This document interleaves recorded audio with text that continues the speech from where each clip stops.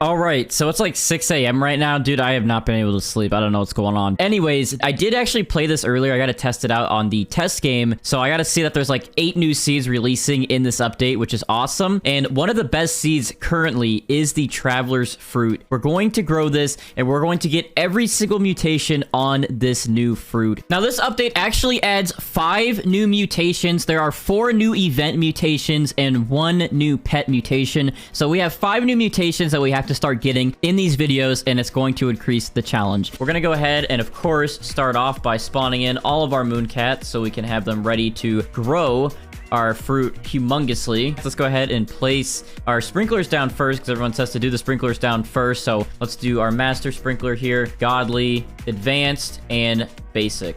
All right, and then let's go ahead and plant our Traveler's Fruit right in there. So we're going to spend a little bit more Robux just to make sure we can actually get a fruit, and then we can start getting the mutations on it. All right, so here we go. The main account is going to grow all fruits.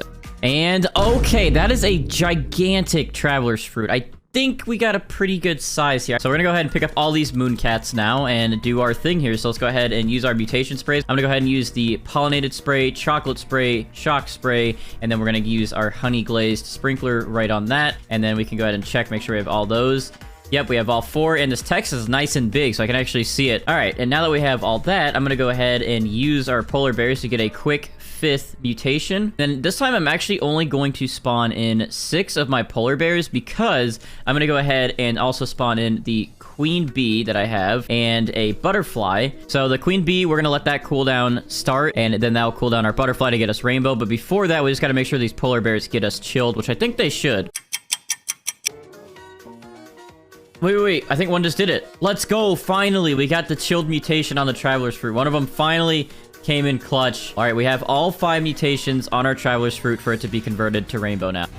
All right, our queen bee is ready. She is now going to cool down our butterfly, which the butterfly will now apply rainbow to our Traveler's Fruit. And there we go. Our Traveler's Fruit is now rainbow. So now we can go ahead and restart. We can go ahead and get all of our sprays back on here. Shocked, chocolate, pollinated, and then we can also add that honey glazed back on there.